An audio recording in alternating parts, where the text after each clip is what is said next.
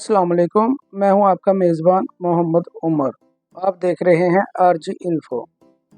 एक औरत ने झाड़ू में फंसे एक मेंढक को बाहर निकाला, जो दरअसल एक जिन था।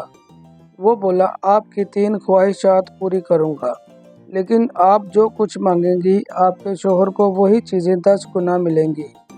खातून को ये सुनकर बड़ा गुस्सा आया। खैर, इन्होंने कहा, कोई बात नहीं, मेरी पहली ख्वाहिश, मैं दुनिया की सबसे खूबसूरत औरत बन जाऊं। मेंढक ने कहा, सोच लें, आपका शोहर 10 गुना खूबसूरत हो जाएगा।